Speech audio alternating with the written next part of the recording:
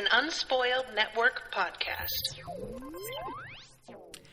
This is Spoil Me, covering Rule of Wolves, chapters 37, 38, 39, 40, 41, 42, 43, and 44. They're all very short, so it sounds like more than it actually is, I swear. We've got Nikolai, the monk, Zoya, Mayu, Nina, Nikolai, Zoya, and Nina. In these chapters, we get to see how the battle plays out. We get to see Zoya deciding to admit that she cares about people, finally.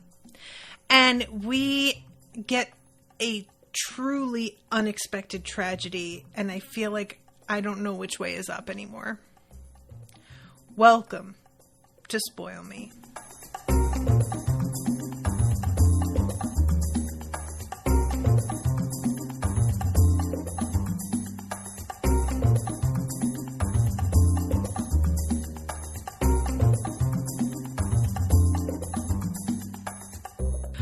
Welcome to the show, everyone. I am Natasha. Thank you very much to Joanna for commissioning this episode.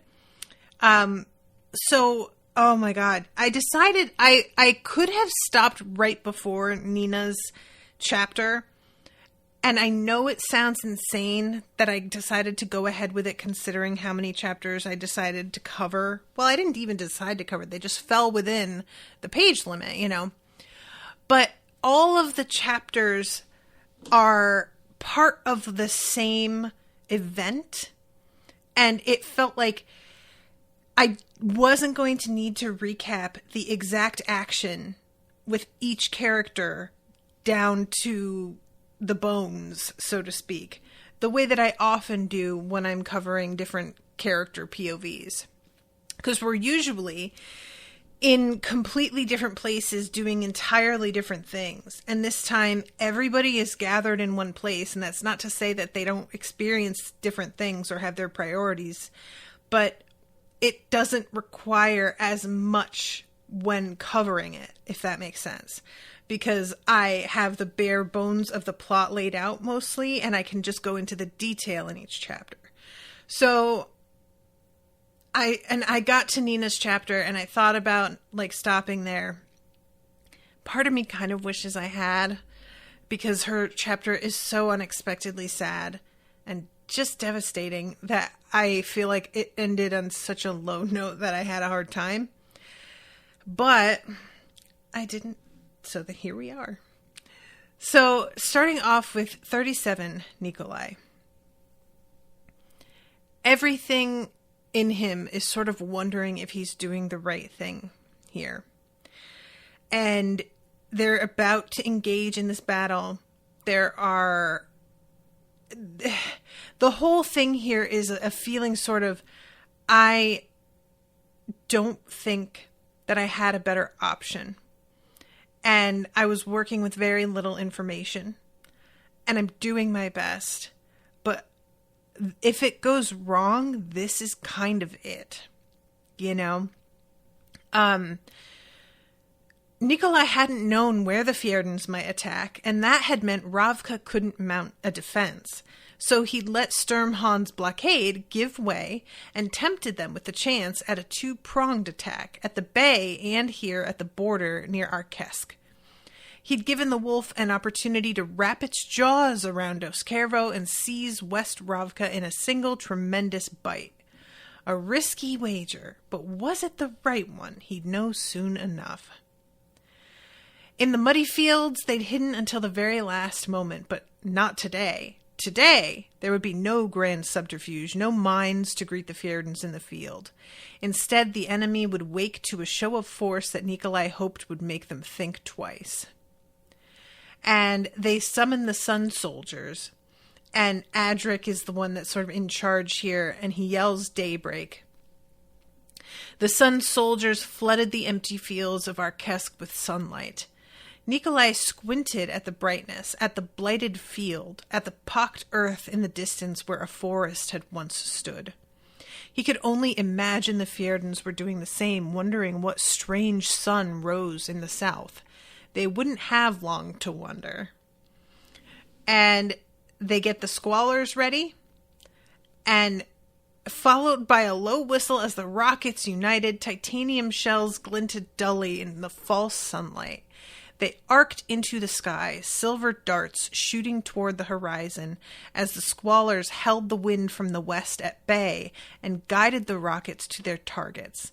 Fjerdan tanks, Fjerdan troops. And I really appreciate the wording here of it being Fjerdan tanks, and then, but let's be real here. Saying tanks feels so impersonal. It's people. We're directing them towards people. And what's interesting about this scene is that Nikolai is using these weapons with the full knowledge that they're changing the game. These rockets are of a type that is going to alter the terrain of warfare forever. And there's a distinct, I won't even say hesitation. That's not really correct. But there is an awareness of responsibility here with him that is very mature, and it's giving gravity where it's due, while also facing that I have to do whatever I can, otherwise it's going to result in my people being persecuted. And I really do appreciate that it's not just about I need to be in power. The Fjerdans are going to be like enslaving Grisha. So yeah, we don't want them winning here. And he's so just kind of flipped out in a way about what they're doing. And then it turns out that this weapon isn't even the most advanced on the field. And we have seen the way that the weapon named Songbird has been talked about amongst the Fjerdans, and there is no sense of gravity. There is no sense of we are using this weapon with awareness of like the responsibility, the consequences. It is just a kind of glee and excitement over the science advancing the way that it has. Not to mention the fact that Songbird is as effective as it is because of the use of Grisha to, like, what's the word I want? Accentuate it, I suppose. So the thing with the rockets, like, yes, we're using squallers to direct them. But as we know in our universe, you could have that kind of weapon without Grisha. And these Grisha are not enslaved. They are fighting on behalf of the country that is, like, treating them well. It's just got a totally different energy versus the Grisha here that are being drugged into creating a super weapon that is so freaky, and it's a real thing. We have this kind of sonic warfare going on in the real world. And I know that it's out there. I haven't really heard about too many instances of it being implemented, but I also don't have my finger on the pulse of what's going on in modern warfare, So it could be something that's used really frequently. I'm not sure. And it's just interesting because, like, they use these rockets, and Nadia is talking to Nikolai and is just like, do you think maybe this will make them just pack up and go home? And Tolia is like, Broom is in charge. There's absolutely no way he is going to do that. He has to get a decisive victory or else this is nothing. And Nikolai was more tired and more afraid for his people than he'd ever been, but he could sense the hope in them. The night before, he had walked the camp, talking to his troops and his commanders, stopping to share a drink or play a game of cards. He had tried not to think of how many of them might not survive this battle. So he asks about the Starless, who are encamped over in the periphery. It's impossible to tell from where they are whether they are armed or not. They are not engaging with the fight right now. and they are aware that the Darkling is with them, but they aren't planning on moving on him at the moment. He's just sort of got his eyes open and aware that maybe the Darkling is going to try something in the midst of the thick of this battle to undermine Nikolai and take his position, which almost is what happens, but the Darkling unexpectedly sort of helps him. And it's a really good reasoning behind why, but it was unexpected nevertheless. So they send the second volley of missiles, and we've got, of course, this moment where Nikolai is like getting himself geared up to go out into war with his rifle. And he's talking to Tolya, who's like, you can't do this. And Nikolai says, dude, look, this is it. This is it. If we don't win this, we're not going to need a king anyway. So I'm going to go and do what I need to do. And I really like Tolya saying, all right, well, I guess if you died, you don't need bodyguards, so I may as well go too. And they head out there, battle. And then all of a sudden, they hear this transporter. They see all of these squallers who are wearing masks, and he thinks that they're probably a way to dose with Parem. And probably that's also part of it, but it does protect them as well. And this is so interesting because, like, for me, I'm reading this and I'm like, I don't understand what's happening here. But Nikolai, I think it's just that he has like an understanding of engineering that I don't have. So when he looks at what this setup is, he immediately seems to recognize what they're about to do. Another row of sickly Grisha emerged, masks in place. All along the Fjerdan line, soldiers were pushing strange objects into position. Big metal discs, somewhere between a dish and a bell shape. Winter sun gleaming off their curved edges. Nina's parabolas. Songbird. Suddenly, Nikolai understood the strange helmets the Fjerdan soldiers wore. And he yells for them to take out the Grisha and the bells, but it's too late. The Fjerdan soldiers lifted huge mallets and struck the dishes. A strange thrum filled the air. The drugged squallers arched their arms, and people began to scream. The sound was overwhelming. Nikolai clapped his hands to his ears, and all over the field he saw soldiers doing the same, dropping their weapons, collapsing to their knees.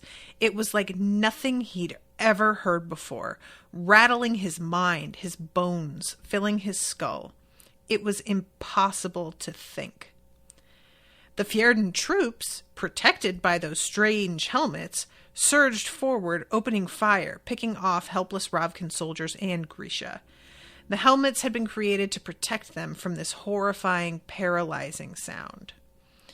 And this is one of the things, I find the idea of using sound as a weapon or using sound in magic really compelling. It's always been something that's like hit home for me in particular because of my reaction to music.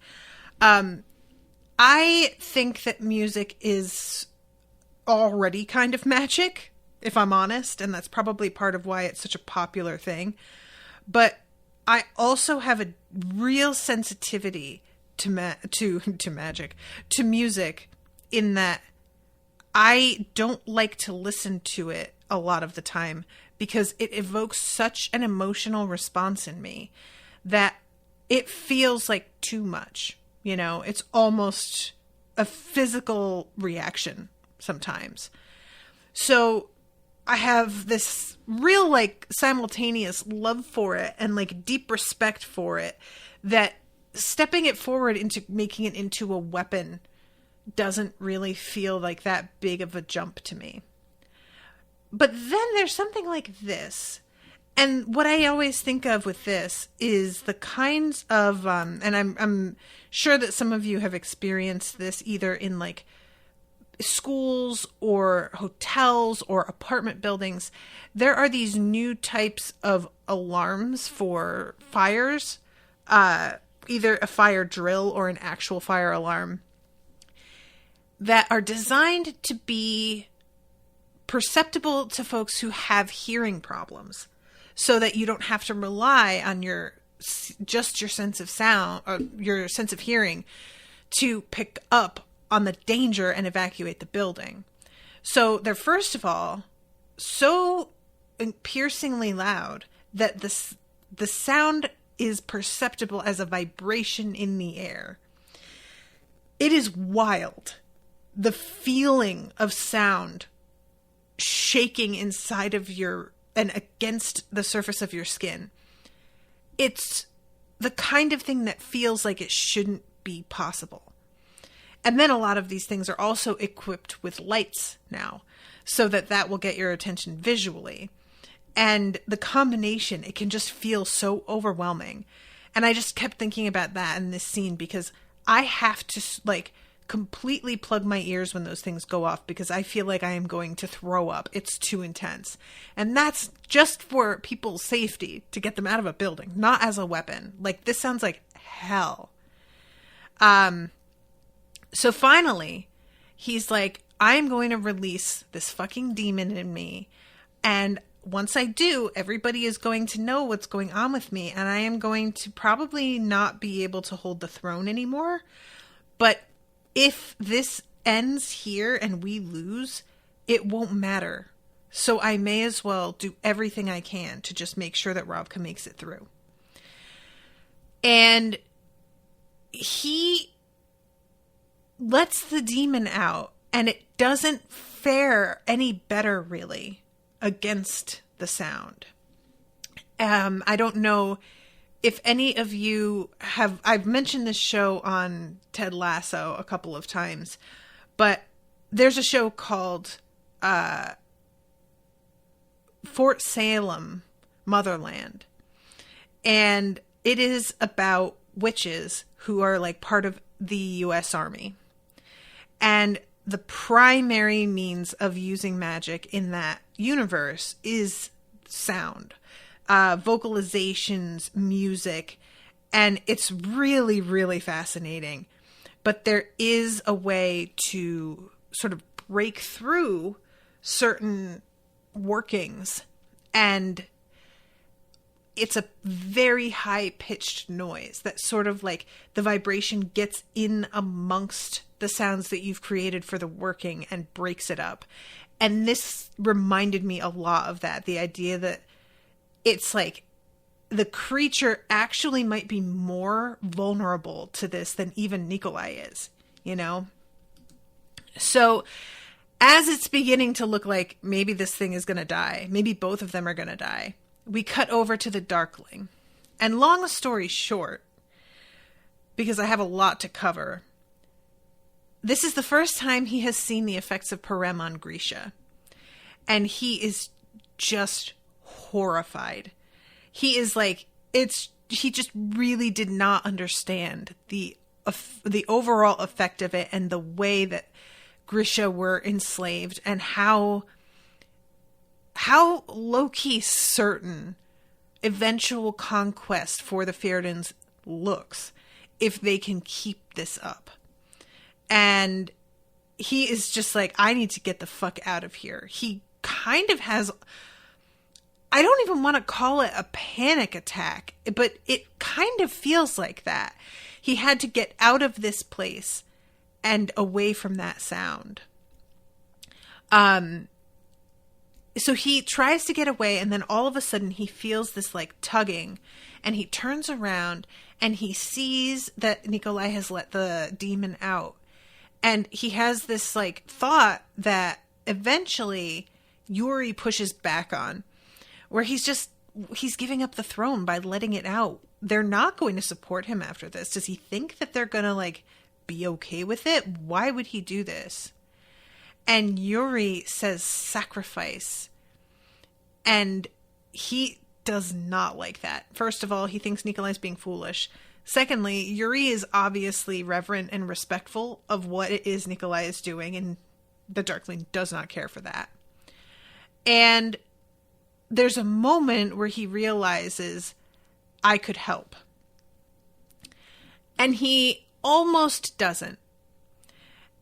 But then he realizes, if I let him die, if I let this battle go the way it looks like it's going to go, they are going to do such things to the Grisha. And it will be even harder for me to like break in and save them. There will be a much more uphill battle in front of me if I do it that way. And he finally decides, all right, fine. So he releases the shadows and sends them out to meet the demon. Alexander's body shook as he fought to keep his sanity, that deafening, maddening vibration traveling through his skull. His threads of shadow wrapped around the demon's body, giving strength to its limbs, banding together and binding its form. The creature shrieked. Alexander felt the demon's mind, Nikolai's mind. The monster is me, the ghost of a thought. The demon's wings beat against the winter sky, and it hurtled toward the bells. It slammed into one, then another, sending them crashing to the ground in a heap of metal and glass.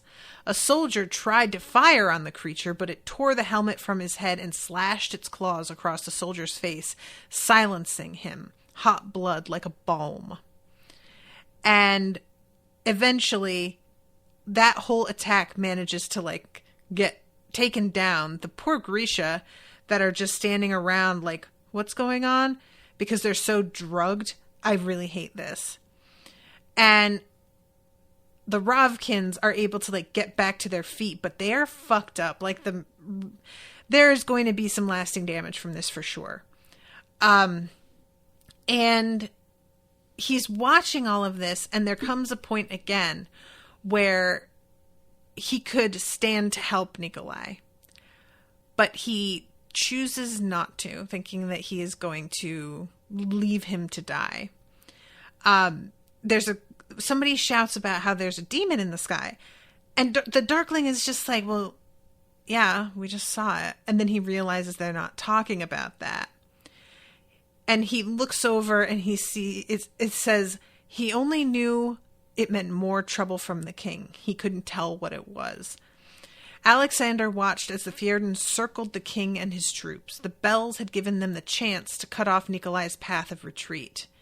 Alexander supposed he could send the Nikjevoya to help. He could attempt to rescue Ravka's king a second time, or he could let him die and seize control of Ravka's forces, then lead the charge himself. And he decides, I'm going to let him die as a martyr. And he turns to his group and he's like, we'll just pray for him. So that's how he leaves that. And then we go to Zoya, who is on her mission to rescue Nina.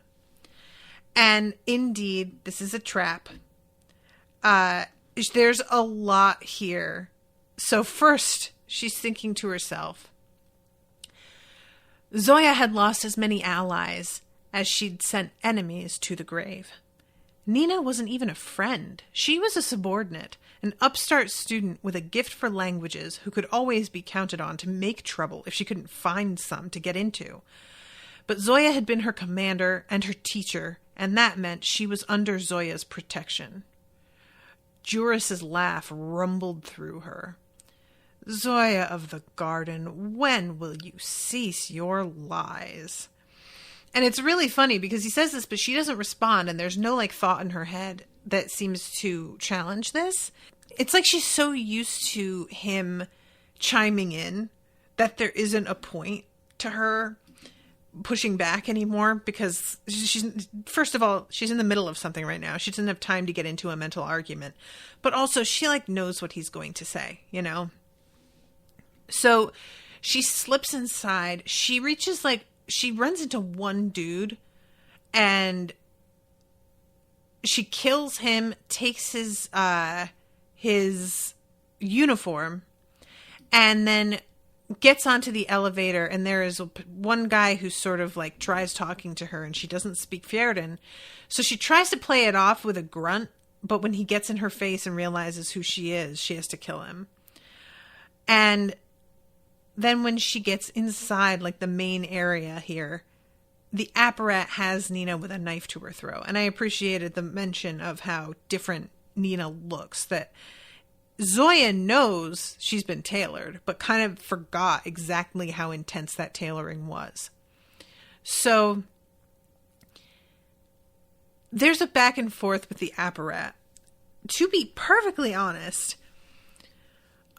I am so sick of this guy that I don't even really want to like talk too much about the overall conversation that they have here, because there's more interesting stuff to get into. The apparat is first of all, I think part of my feeling about him is a holdover from the original trilogy and how I just didn't really like it. And I just kind of don't want to be dealing with him anymore. But also there's the aspect of the voice that he is given by the audiobook narrator. And in the original trilogy, this narrator is particularly insufferable with his voice. It's so slow and drawn out. You just want to pull your hair out listening. She speeds it up now. And so it's not quite as like impossible to listen to, but he's still extremely irritating. And it's just at a point with him where I'm like, it's not even irritating in like a fun villain way. It's irritating in a just, can we get this over with sort of way.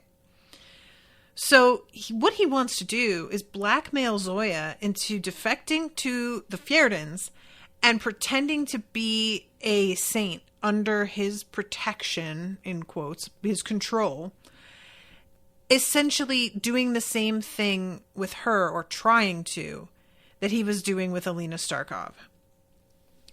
And throughout all of this, Nina seems sort of like unfazed, feels like too strong a word. Nina is stoic, I guess, is the way to say this.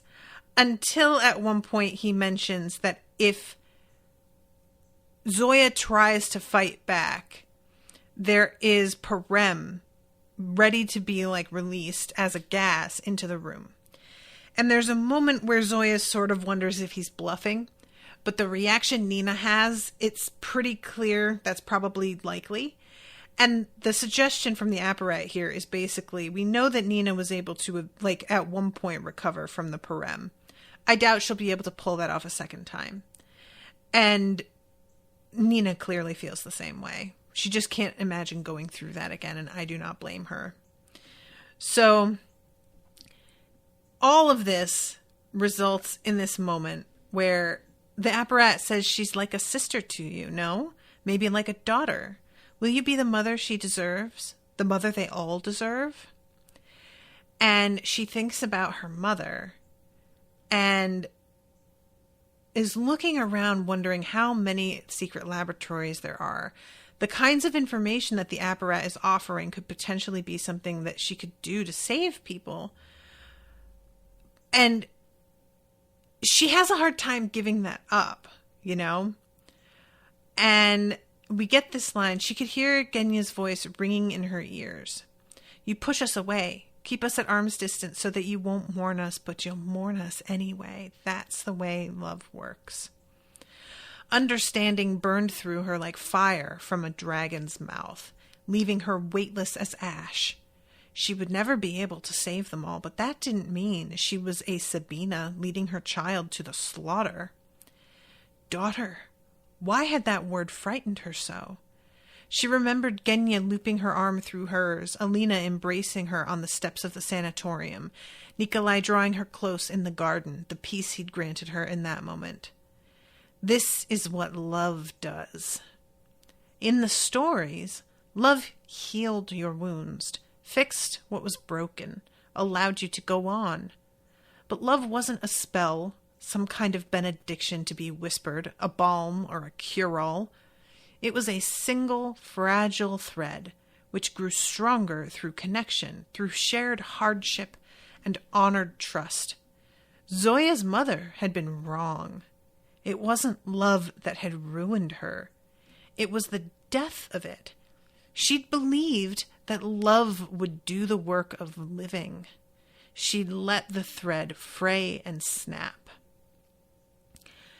I swear to God, the line, she'd believed that love would do the work of living, felt like a direct punch to the face. That is like one of the more profound things I have ever read, put in such a succinct way that I had to stop for a second. That is exactly it. We, like, as human beings, we have a really hard time considering concepts that are evolving. And we don't like the idea that you can't simply achieve something. And once it's achieved, it simply stays there. We have this idea that, like, you fall in love and you're in love. We have a concept of you reach a certain goal. The one that comes to mind for me, because I have eating disorders, is if I reach a certain weight, then I've done it. I've reached the weight that I want, and it just stays. Or a business. You reach success, and now you're successful, and that is done. But that isn't life, man. Life is reaching something and then working to sustain it forever, or as long as you can, through constant fucking maintenance, through devotion, through consistent awareness of what is important and engaging with the fact that you claimed you wanted a certain thing. And now it's time to show that you actually want it, because you can't just get there and then sit back. It's not like that. And the idea that love is just going to be the answer is a mistake that is for children. And as somebody who has been through a divorce and has seen the way that the devotion that people have toward one another can fade, and then all of a sudden we're like, it's like I don't know you anymore, or our relationship is not what it used to be. It's not an accident that the honeymoon period in relationships is also the period where people are putting forth their best feet, so to speak. They're trying their hardest. They're making an effort to make the other person happy. They're doing all sorts of things to, like, take care of themselves and make themselves look more appealing. They are buying each other gifts and doing things that constantly affirm, you are important, you matter to me. And as you get further into relationships, that happens less and less. And some of that is just natural. You begin to make a life with somebody, and your priorities are going to shift from smaller tokens from dating into bigger ideas and larger goals. But so many of us, and me included, will let the bigger picture completely eclipse the maintenance required to keep things in your relationship at the same level of, you are important to me, you matter to me, I'm making time for you, I am setting aside parts of my whole day just to be with you and listen to you and talk to you. We get so overwhelmed by a mortgage payment being due, or the fact that he never does the laundry, or the fact that she criticizes that he drinks 2 liters of soda every day, that we completely lose sight of, like, the person. And that's the living part. That's like the whole thing. But we have fairy tales, and they trick us into thinking if you really love someone, it won't ever go away. It's just a self-sustaining state of being, and that's just fucking not it, man. That's just not it. It's just the whole way. The whole way this is framed, she believed that love would do the work of living. I just was like, well, there it is, isn't it? And how long had Zoya feared being bound to others? How little had she trusted that thread of connection? That's why she'd shied away from the gifts the dragon offered. They demanded she opened her heart to the world, and she'd turned away, afraid of what she might lose. She had failed to keep David safe, but Genya hadn't turned away from her. She'd failed to keep the Darkling from returning, but Alina hadn't damned her for it. Nikolai had offered her a kingdom. He'd offered her the love she'd been seeking the whole of her life, even if she'd been afraid to take it, even if she'd been too much of a coward to look him in the eye and admit that it wasn't Ravka's future she sought to preserve, but her own fragile, frightened heart. Joris had known. Joris had seen it all. Open the door. Love was on the other side, and it was terrifying. And I just love this so much because the idea of like, the answer is love is so trite sounding. And this is one of the few times I've ever seen it done really well. One of the very few times where it seems like I have a character for whom love really is difficult. I believe that being vulnerable in that way is genuinely scary to her. And I feel like that's the setup that's missing a lot of the time, is we have like the realization that love is the thing when the main character has never really seemed to have a problem with that. It's just like he has to say the words out loud and now the magic happens. No, it's a shift in your heart. It's a totally different way of like letting yourself exist. That's huge. And you need to be a certain type of person for this to be a massive shift. And the writing of a character for whom you believe this is an obstacle, but you also like and respect, that's really tricky. And I'm very impressed. That's all I'm saying. So she summons lightning without even so much as lifting her hands and burns all of the apparat's guards to death, burned from the inside. In a flash, the corpses of the guards were on their feet, commanded by Nina's power. They seized the apparat. "I'm sorry," she said to the nameless, faceless prisoners in their cells. "I'm sorry I can't save you, but I can avenge you. I can love you and let you go." And she grabs Nina and jumps out the window as the apparat shouts for the gas. And as she jumps plummeting downward, she feels her wings unfurl and she turns into a motherfucking dragon. She turns back into herself eventually, but there is a point at which she isn't sure if she can. It is quite a thing. And unsurprisingly, the presence of a dragon on the field has quite an effect on the troops. It is a big deal. So we go then to chapter 40, Mayu. The battlefield was strewn with bodies and Fjerdan soldiers surrounding the king, a noose drawing ever tighter. And these are the Cairgud flying down, and of course, there is an assumption that they're going to be fucking up Nikolai's side. Like, that's clearly what Alexander thought.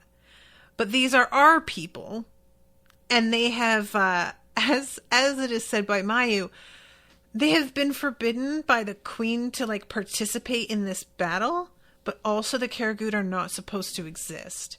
So, if they're not going to, like, publicly declare the Cairgud are their troops and admit what's going on there, we could just kind of do whatever we feel like with the troops. And you're not going to be able to do anything to stop us officially. And that is a pretty great loophole that I had not considered. This whole scene is difficult because there is so much really brutal violence, and the ways in which they are attacking aren't human because they've been given these weird alterations, and there's just something about putting these awful experimental tools to use that feels like obscene somehow. It's upsetting, I swear to God. And yeah, she says Maki will rule side by side with Eri as a regent. No trial, no punishment. The Taban line remains unblemished. They're going to bring the other Caregood here to recover. Exile, Ram had said. Maybe it's for the best. We aren't fit to be around human beings. Don't say that, said Bergen. We're alive. We're free. Are we? How long will the Caregood be allowed to live when our very existence threatens the Taban? We're a secret they can't risk being exposed. And we aren't meant to live in isolation without purpose. We were built for battle. And Tamar says, we're not going to let harm come to you. We have a treaty. And Mayu is like, you have a treaty protecting Grisha. What about Caregood? And Tamar is like, they're still Grisha. Like, well, they're not still Grisha. They're victims of Parem, like Grisha. And it's just sort of going to be a matter of faith that we'll be able to pull this off, is just the vibe here. So Bergen says, if you're going to the front, I want to go with you. And Rayem says, you're leaving? He said it with little emotion, but Mayu sensed the turmoil inside him. So I'm wondering if there's something going on between the two of them romantically, or if it's simply a friendship or what. But clearly he means something to Rayem. And Rayem says, we'll fight for the Grisha. A Caregood warrior is worth 10 ordinary soldiers, maybe more. The others will fight too. We need a mission. As she stood on the battlefield, a rifle at her shoulder, she took aim and fired again and again, unsure of which bullets might have found purchase, terrified by the rush of blood in her ears, the jackrabbit thump of her heart. Out of the corner of her eye, she saw Scarab moving like a whirlwind through the ranks of Fjerdan troops as Night Moth, Harbinger, and Locust attacked from the air, plucking soldiers off their feet and snapping their necks with smooth efficiency. Yeah, I hate it. So then, they all look up, and the Fjerdans are dropping all of these bombs on the field. And essentially, they are killing tons of their own troops, and they do not care. This is just, again, like the treating of soldiers as non-people, basically. It's very believable. It's so fucked up and also very believable. If they're willing to bomb their own troops, we're out of chances. They have too much firepower, and Broom doesn't care what kind of casualties he racks up as long as Fjerda wins the day. I won't line my people up for the slaughter. Retreat. The call went down the line as mist began to shroud the battlefield, but Mayu could see it wasn't going to matter. The Fjerdans had been given their orders, and it made no difference if they couldn't spot targets when they didn't care about taking aim. They would bomb this battlefield into oblivion. So Tamar tells Nikolai to let the Caregood fly him out. And he is like, yeah, we're super not doing that. If Ravka goes down today, I'm going down with it. That's what's happening. And this whole scene, like, because we get pretty fast on the heels of this, Nina's point of view. And she is watching Zoya, who is swooping down on this whole plain with all of these Fjerdan soldiers being killed by their own people. And it's just like, I at least kind of wanted Zoya to do it, but I also knew that both Nina and Nikolai were right. So, okay, so Nina is carrying, Zoya is carrying Nina in her dragon form. Nina is still just like, what the fuck is going on? What is happening? And she looks down, she sees the battlefield, And she sees Zoya's face, even in dragon form. It's just like, oh God, this is going to be really bad. Nina can feel, I'm assuming because she's Grisha and there's like a connection to this power, the storm that's like brewing inside of Zoya's belly. And I love this. Nina smelled something sweet, almost chemical, ozone. And she realizes, oh, this bitch lit up all of the apparatus men like it was nothing. She's going to kill all of these guys. And it's, again, a moment for me of just like, God, I really wish she would. But also, I understand that it's not what needs doing. It's the wrath. And there's like, there's some talk when we're back in Zoya's POV a little bit later about how much rage is still inside Zoya, and allowing herself to care about people is helping alloy that a little bit. But she is still an angry girl that has this sort of bloodlust.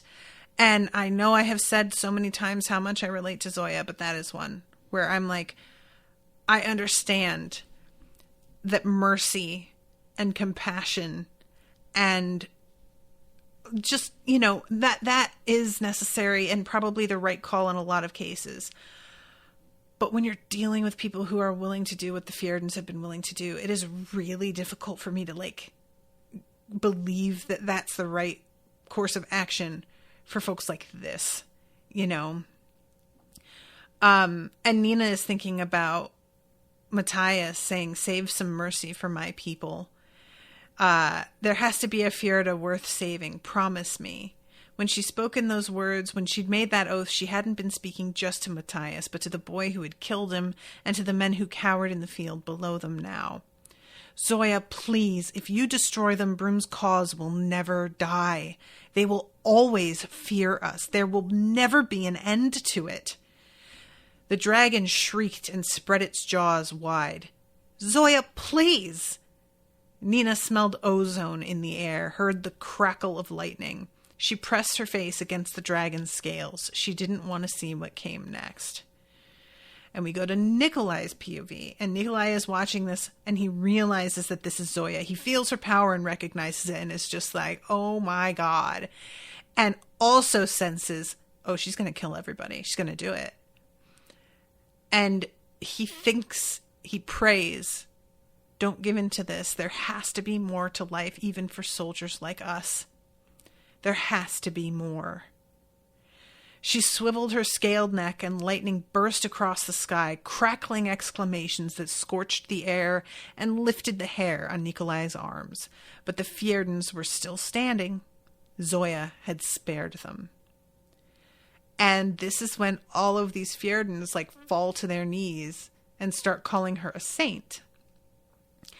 And one of the captains comes forward and has his pistol and starts going in on this kid for blasphemy. But a bunch of other soldiers get up and stand in his way because they are all like so awed by what they have just seen that it doesn't feel like blasphemy anymore. It just doesn't fit now. And it's quite a remarkable moment. You know, I don't know how much this is going to affect everything. I don't know how high this can reach this suddenly, but we shall see. So we go back to Zoya's point of view. And when she's in this shape, she can feel everybody's emotions really keenly, and is thinking about how Nikolai was like afraid for her. And it says, in those brief, I clicked off of the page. In those brief seconds, she had believed we might shelter in each other. I love that. I love that so much. And she can't help but think, I should have done it. But that was an old voice, the voice of a hurt child who had no one to trust, who feared there would always be someone more powerful and more cruel than her. She would forever be a bloodthirsty, furious girl, but she might allow herself to be something else too. And I like that. It's not like, I'm going to stop being that. It's, I can do something also in addition. And finally, Nina says, I need you to take me back. And there's like a kind of telepathy happening in the way that they're communicating.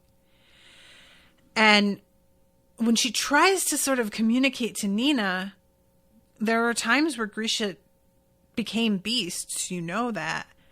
Nina is like, yeah, you're not a hawk or like a bear, babe. You're a fucking dragon. This is a very different thing.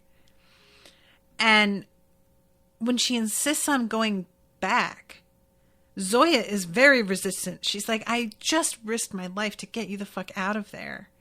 And Nina is like, I'm sorry, but my mission is not over. It's not done. I have to go back. And Zoya tries to be like, promise that you'll stay alive. Promise that you'll be careful. And Nina just keeps going, I can't promise any of those things. Sorry, super sorry, but I just can't. Like, I can't and be honest with you also.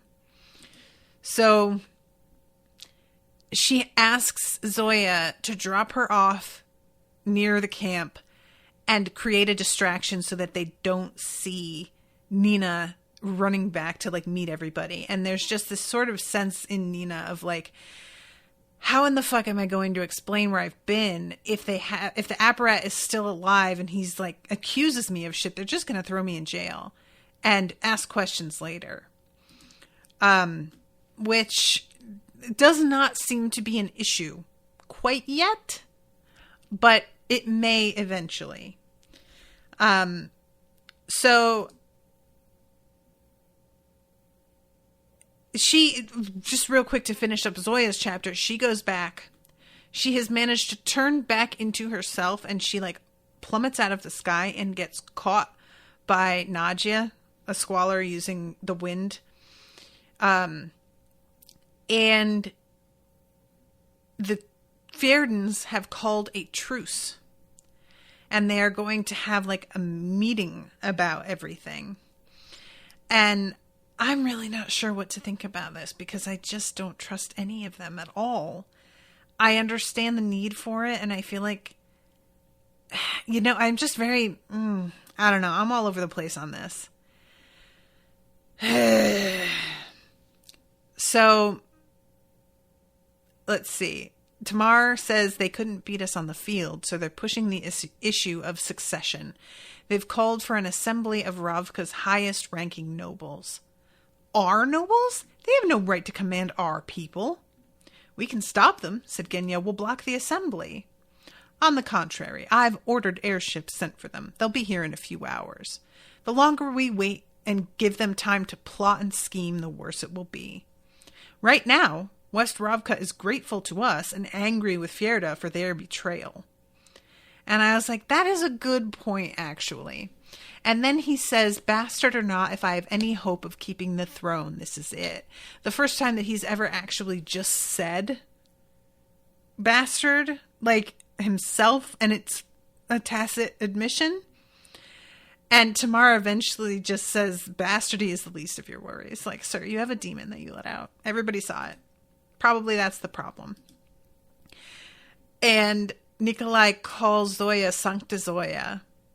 And when she says, I don't like it, Nadia says, Our Lady of Dragonfire. Sweet, scaly vengeance, said Kenya.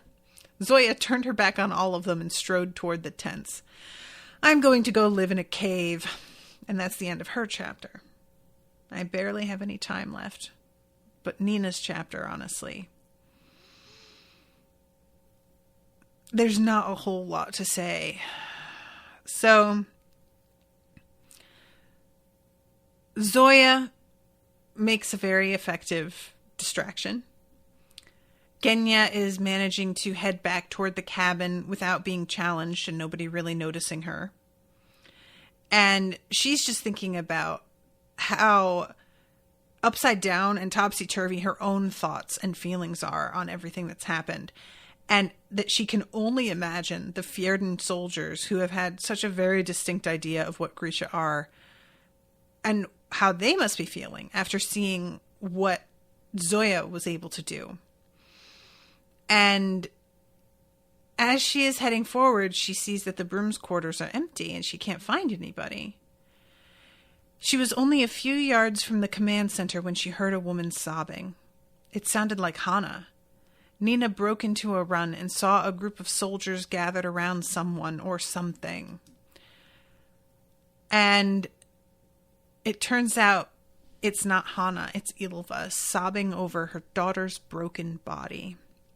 And this girl is really dead. I thought maybe it was going to turn out that she wasn't.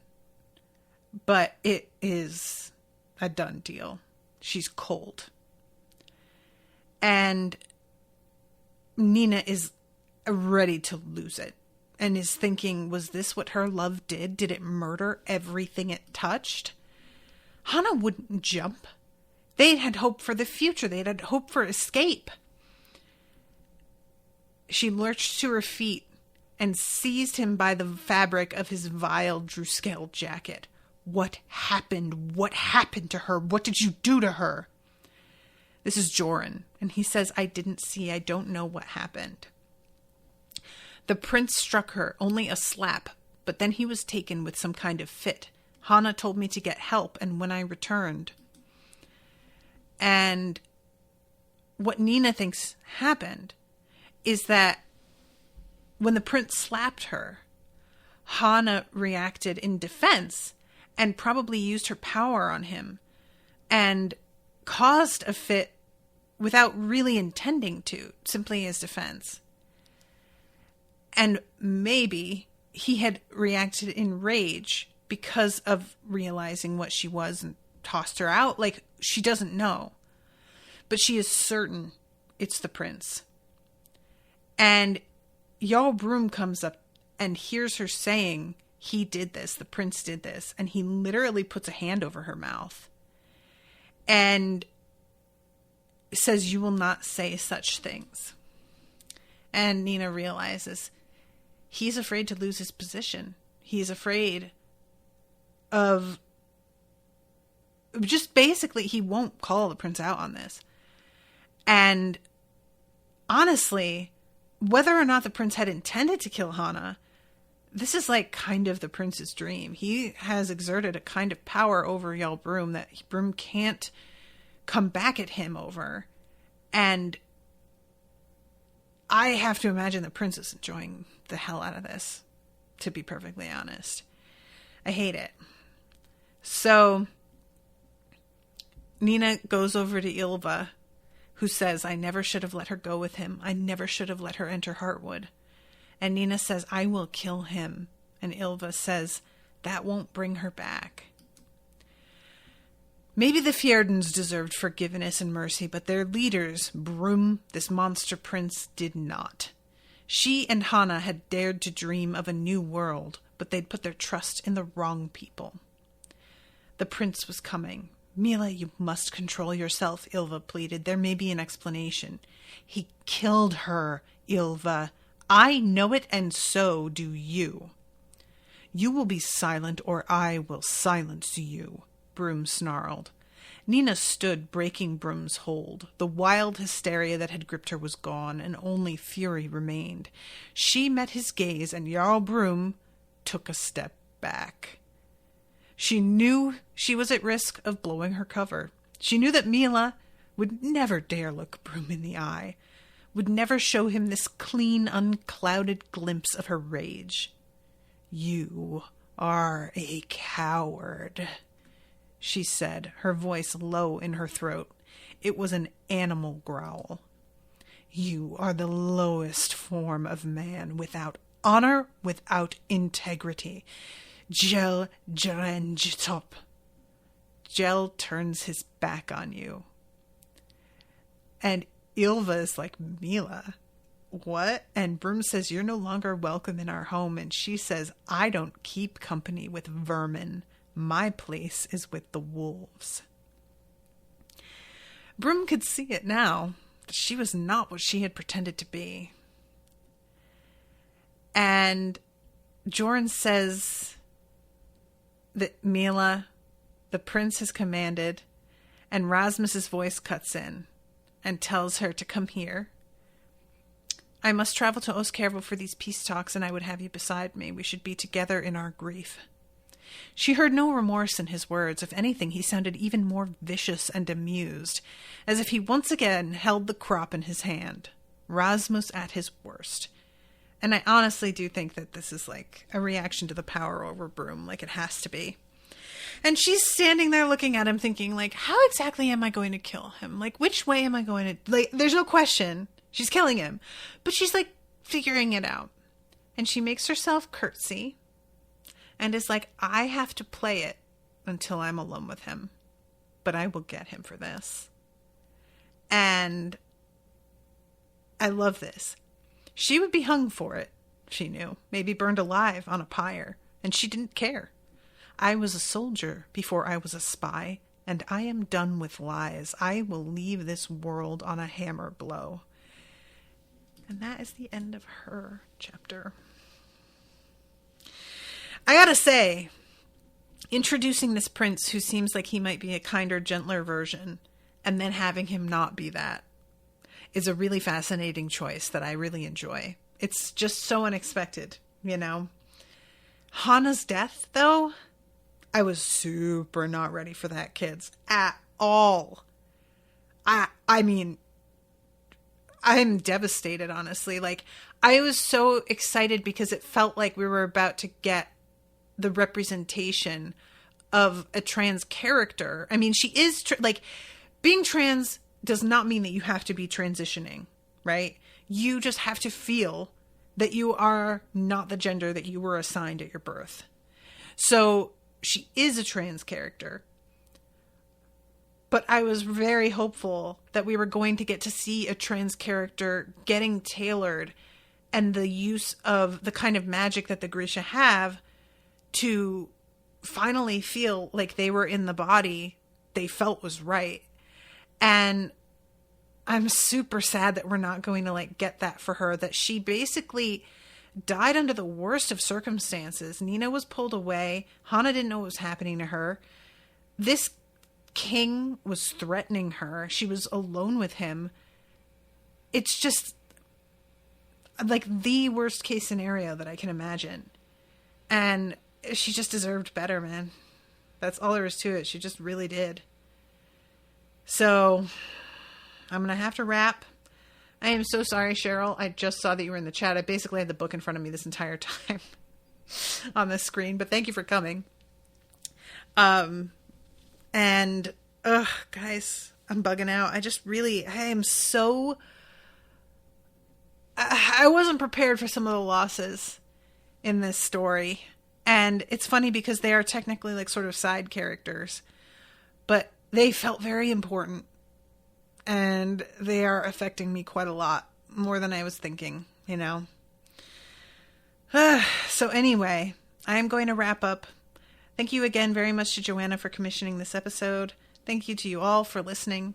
Until next time, toodaloo, motherfuckers.